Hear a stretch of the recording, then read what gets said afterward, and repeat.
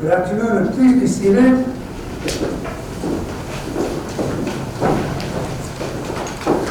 The Honorable Supreme Court of the State of New Mexico. Well, we have tissue here because they don't want to cry baby. So, welcome everyone to this very, very happy occasion where we're going to swear in our new Chief Justice, C. Shannon Bacon. She will become only the 59th person in the history of the state of New Mexico to occupy the position of Chief Justice of New Mexico. And shortly it will be my pleasure and my honor to swear her into that position. I want to say two sentences first of how much it's been a pleasure and an honor and how humbling it's been for me to serve as Chief Justice. Today, it's all about her, and so we'll proceed. First of all, I want to welcome Justice Bacon, your family. First of all, your wife, Twyla Furniture, welcome. Your father, Frank Bacon. Your stepmother, Cindy Bacon. Your uncle, Bill Sneed. I don't see him too much on the golf course anymore because I don't get there myself, but welcome. Your brother, Josh Bacon, and his wife, Anna, and your two nephews, RJ and Tristan. And RJ and Tristan are going to help us in our ceremony today. You know, let me give you, first of all, an introduction. Well, I want to tell you something first. You know, things travel pretty fast when news of a change comes about. And is Artie here? Where's Artie? He's not here? I got an email, I want you to know, a couple of weeks ago from Artie Pepin's office. Artie Pepin, for those of you who don't know it, he runs the administrative office of the courts. And he sends me this email. Good afternoon, Chief Justice Vigil. The request to reclassify your Chief Justice position to an Associate Justice has been approved with the request effective date of April 13, 2022. Your pay rate of $74.71 will change on the same effective date to $73.75. Then he says, correspondingly, the request to reclassify Senior Justice Bacon's Associate Justice position to the Chief Justice has been approved with the requested effective date of April 13, and she gets the opposite pay raise, the opposite pay adjustment. So AOC approved this ahead of everyone, so we know we're in good shape. Of course, I just say that in jest. Let me first say for the record, give you some information about Justice Bacon. Justice Bacon was born on May 29, 1971, and raised in the North Valley of Albuquerque, New Mexico, where she attended St. Pius X High School. In 1993, she earned a Bachelor of Arts degree in history from Creighton University in Omaha, Nebraska, the Blue Jays, and a Juris Doctor in 1997 from the Creighton University School of Law. After graduating from law school, she returned to Albuquerque and was admitted to the State Bar of New Mexico in 1997. She clerked under Judge A. Joseph Allred at the New Mexico Court of Appeals for 2 years. She then practiced law at Eves, Bardicke, Baugh, Kirst, and Larson from 1999 until 2005, where she became a partner. She then worked at Sutton Thayer and Brown, beginning in 2005, where she was a shareholder and a trial group manager. Her practice focused on complex commercial litigation and appeals, representing both plaintiffs and defendants. Governor Bill Richardson appointed Justice Bacon as a judge in the 2nd Judicial District in April 2010 to replace retired Judge Geraldine E. Rivera. She was elected to the court in November 2010, defending opponent Lori Millett in the Democratic primary and running unopposed in the general election. She was retained in 2014 with 74% of the vote. She presided over thousands of cases spanning complex civil litigation, class actions, adult guardianship, and conservatorship cases, real estate and contract disputes, election issues, domestic and children's court cases, and appeals. She also served as the presiding civil judge of the 2nd Judicial District Court. According to the Judicial Performance Evaluation Commission in 2014, among attorneys, Judge Bacon scored highly for being punctual in commencing proceedings, dispensing familiarity with the cases through prior preparation, and for being attentive to the proceedings before her. Judge Bacon also scored quite positively among attorneys for maintaining proper control over the proceedings and for her ability to decisively rule in procedural and substantive matters. The court staff and jurors scored Judge Bacon positively on all attributes. Jurors gave her nearly perfect scores. Justice Bacon also served on the Bernalillo County Water and Middle Rio Grande Conservancy District Judge. During this time, she was also an adjunct professor at the UNM School of Law, teaching evidence and trial practice. Before joining the Supreme Court, Justice Bacon served on numerous commissions and committees.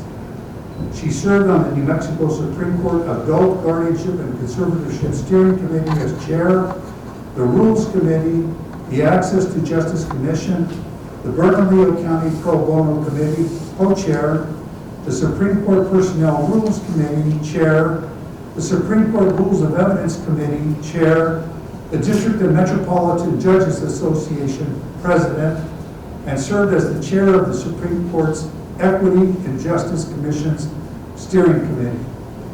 Justice Bacon also served on nonprofit boards, including the Casa de Cuidando los Niños, Southwest Women's Law Center, Emerge New Mexico, and the Albuquerque Community Foundation.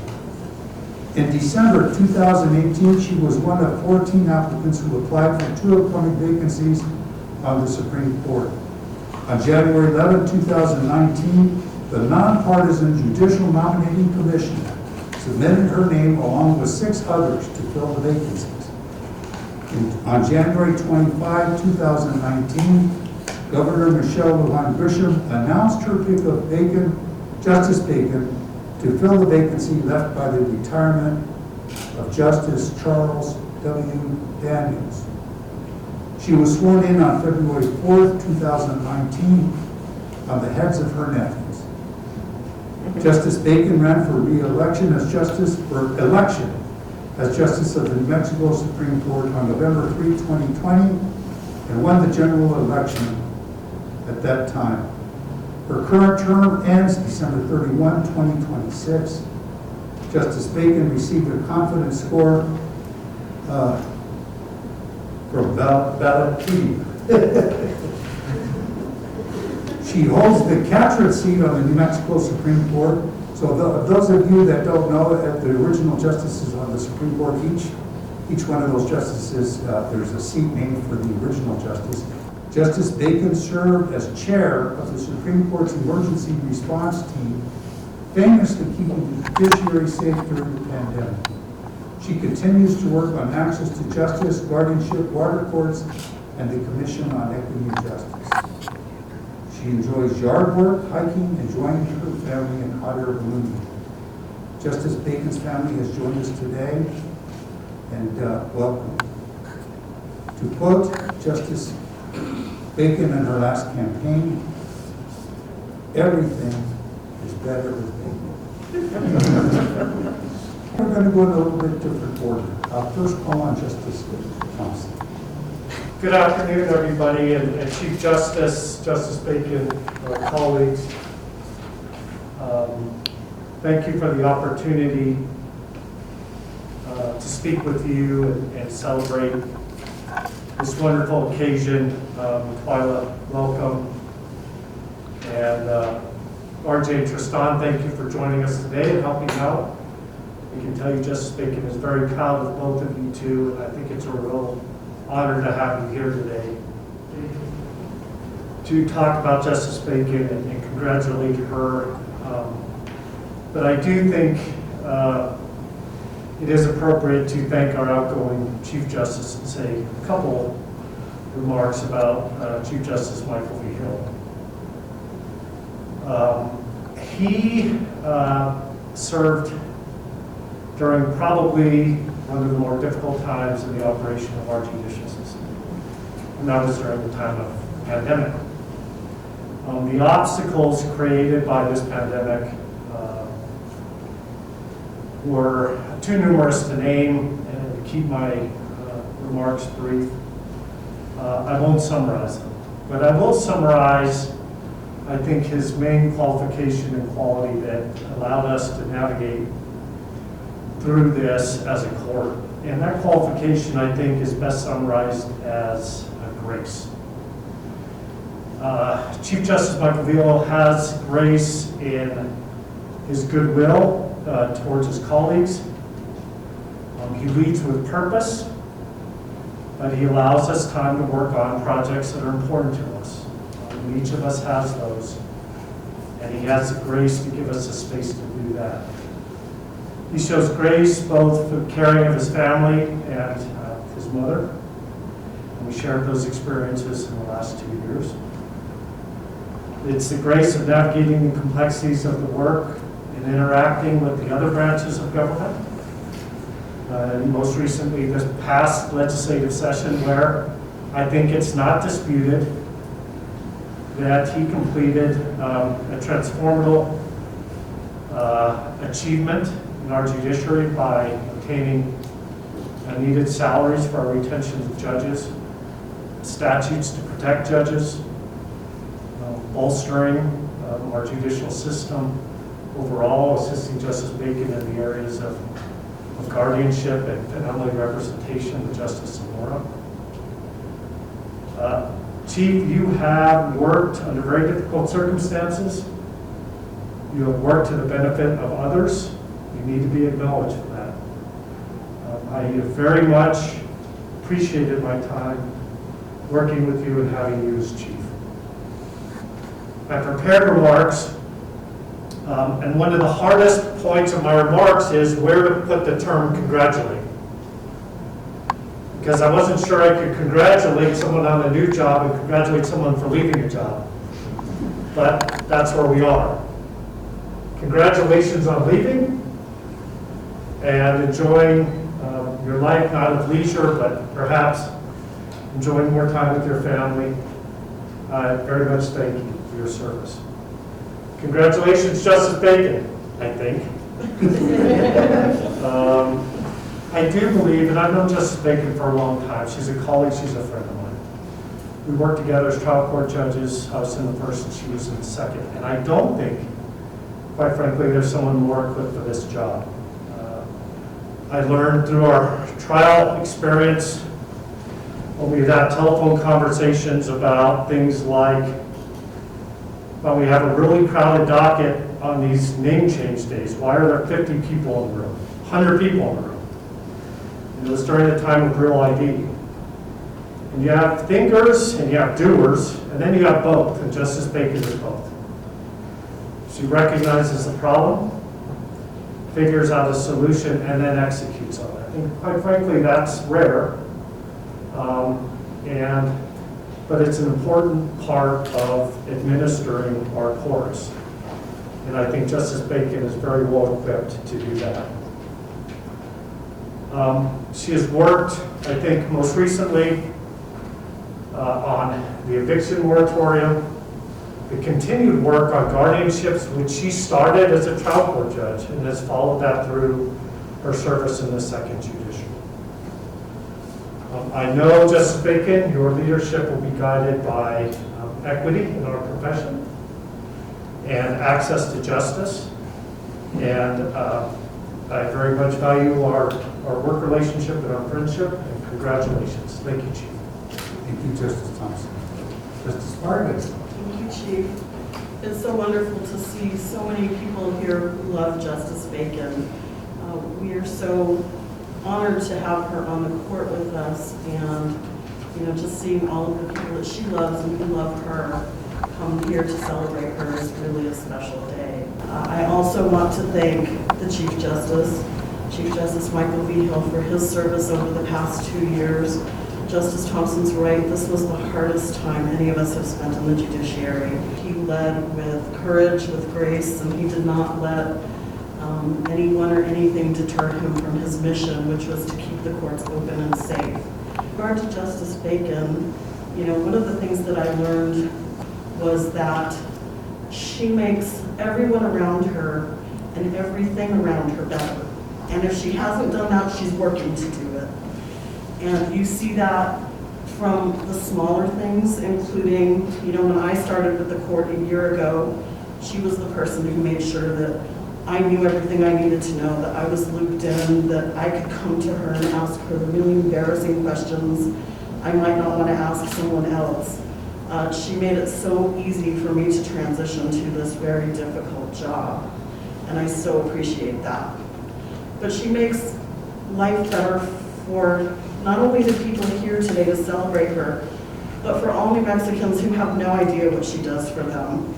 The eviction moratorium is one of the examples that really affected every New Mexican. The Guardianship Act and the amendments that she championed is another amendment that affects the lives of so many people who will never put a face to those changes, who will never know who it was that made their lives better. So I am so honored to be on this court with her, and I couldn't agree with Justice Thompson more. There's no one that's more prepared for this job, and I'm so grateful to be on the court with her. I'm really excited to see what you do in the next 2 years and what projects you champion to make New Mexicans' lives better while you're the chief. Congratulations. Thank you, Justice Vargas. Justice Zamora. I'm not used to going last. Justice Vigil, first I want to thank you. I'm the newest person here, and you really gave me a warm welcome and provided leadership and guidance, and I have never witnessed someone work more tirelessly on behalf of the judiciary as I did when I saw you during the May session. And I also just want to thank you for letting me run off and do these projects that are really important to me. I didn't think I would have the opportunity to do that until maybe I became chief myself. And thank you so much for believing and being, all of you, really such a collegial court. Justice Bacon, I knew you at the second. We worked together, although we were in completely different divisions. And I remember thinking always about her. She has a ton of energy because she just kind of, you see her spearheading all of these projects, but I saw it more from a distance when I was at the second.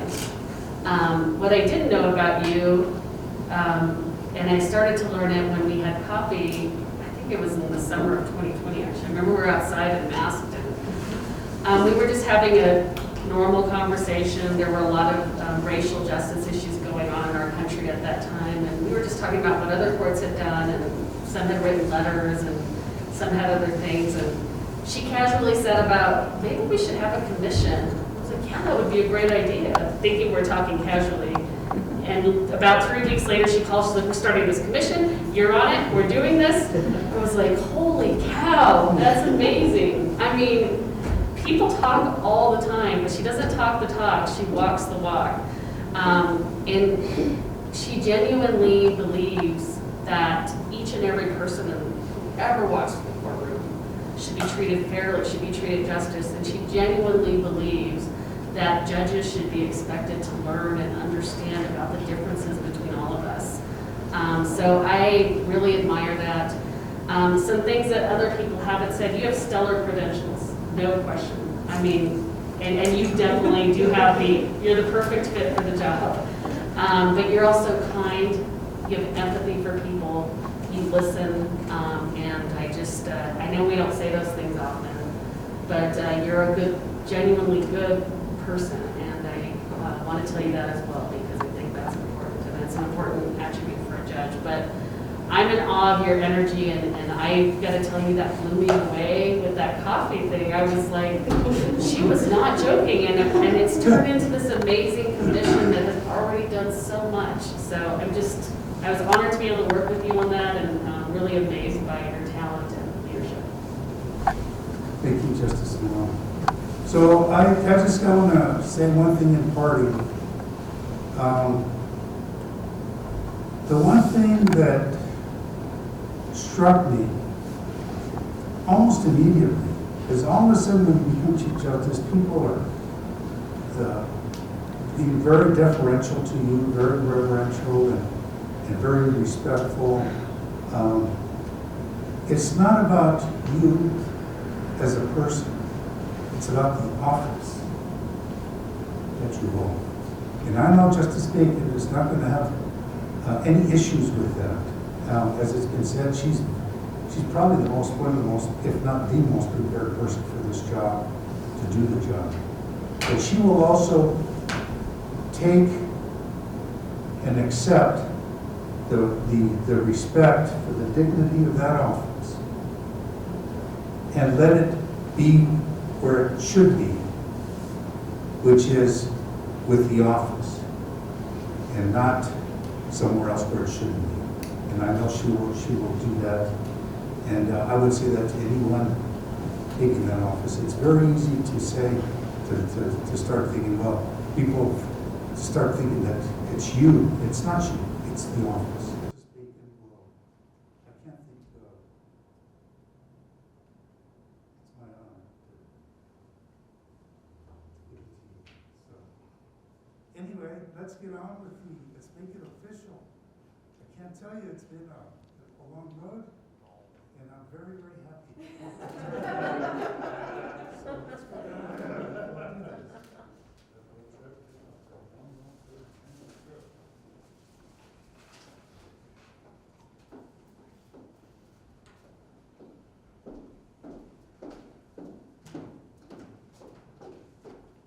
Tristan, Ajay.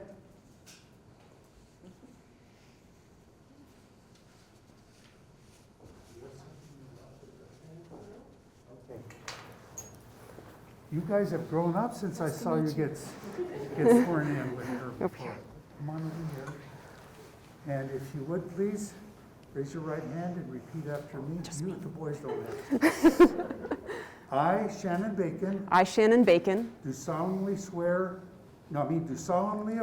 do solemnly affirm that I will support the Constitution of the United States that I will support the Constitution of the United States and the Constitution and laws of the State of New Mexico, and the Constitution and laws of the State of New Mexico, and that I will faithfully and impartially discharge the duties and I will faithfully and impartially discharge the duties of the office of Chief Justice of the State of New Mexico, of the office of Chief Justice of the Supreme Court of New Mexico, of the office of Chief Justice of the Supreme Court of New Mexico, on which I am about to enter to the best of my ability. to the best of my ability. Chief Justice, congratulations. Thank you. And there is a tradition that started, I don't know when. This is supposedly the baton, you know, when the runners, they transfer the baton. Here you go, Chief. Thank you, Chief. The office is now yours. All right. Thank you.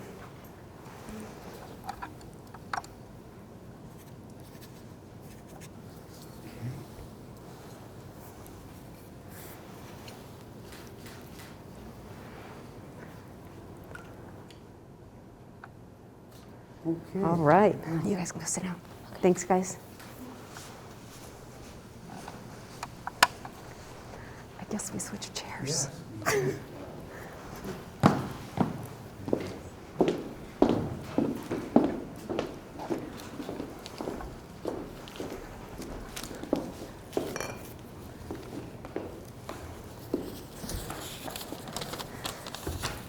You like my notes?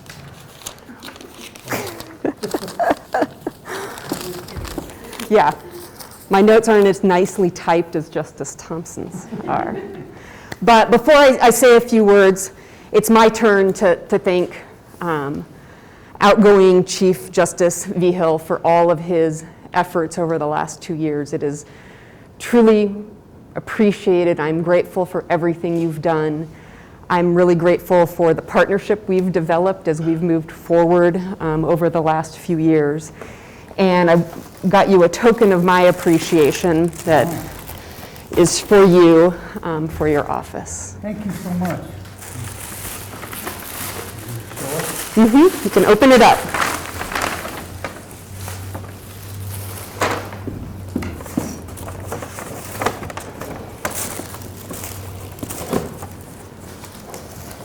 It's pretty fascinating.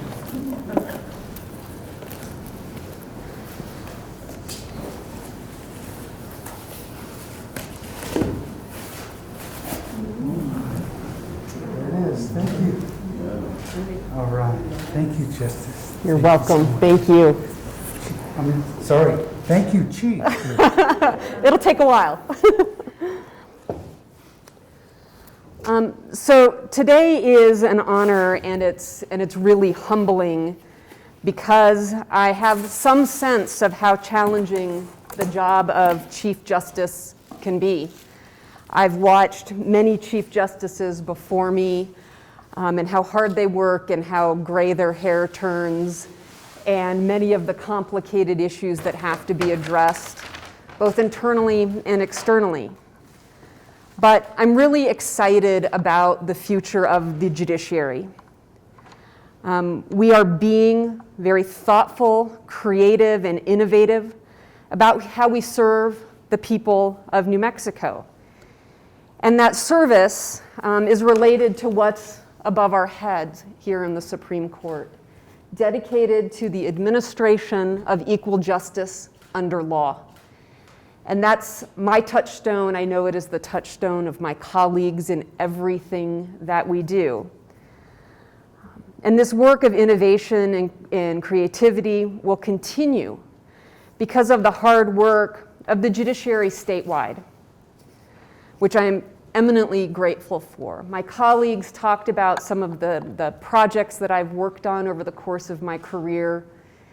And I've largely been an idea person. There are so many people who actually are the ones who implement and make these things come alive. And lots of you are participating by video today, and it doesn't matter if it's the Access to Justice Commission, Equal Justice, Guardianship. There are an army of judges and staff attorneys and paralegals and administrative assistants that are really the ones doing all of that work that my colleagues credit me for. It is a team effort, and we couldn't do it without that team effort. I think the COVID response team is a great example of that. It was a group of people from all over the judiciary who worked tirelessly every single day for 2 years to try and keep us safe.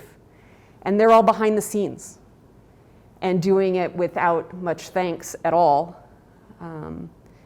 and doing it because they care about the judiciary and they care about the public.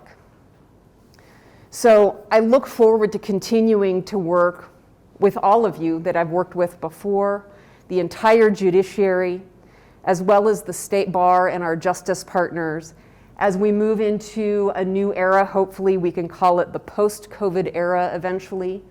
But we're doing things in a new, smart, innovative way, and I hope to continue that work. Now for a parade of thank yous that are a little more specific. First, obviously, to my colleagues. This is an incredibly collegial court, and I count each one of my colleagues as my friends, as well as my professional colleagues. You're all an absolute delight to work with. It has been one of the most rewarding kind of professional relationships that I've ever had.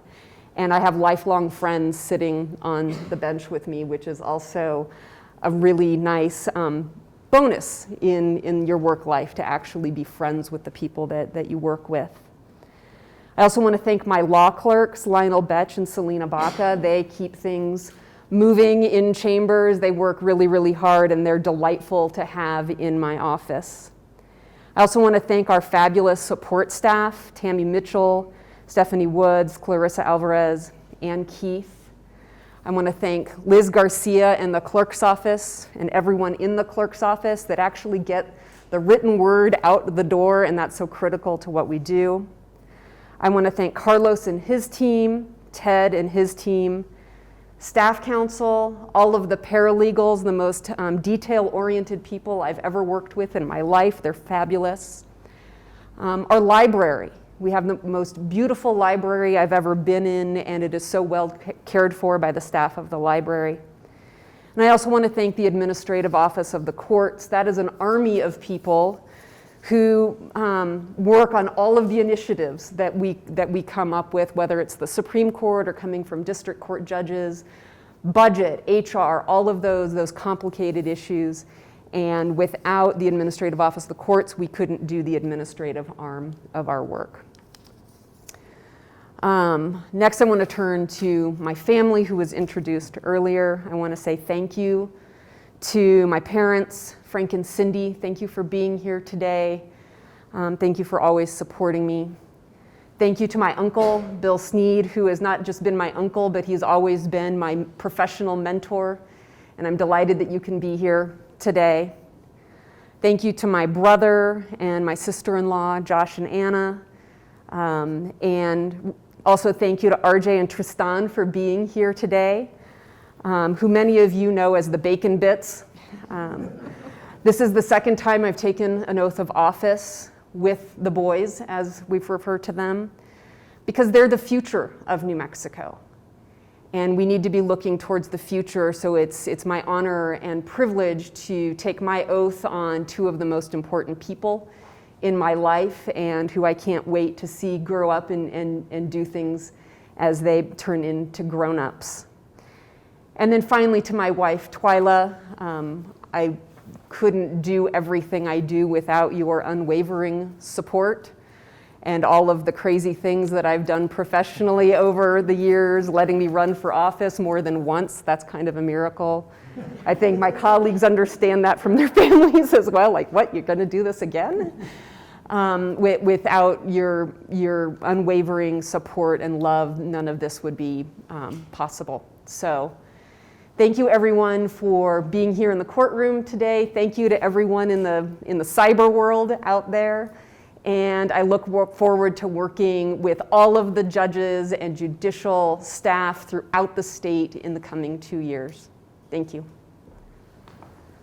So I think with that, court is in recess. And the court, please.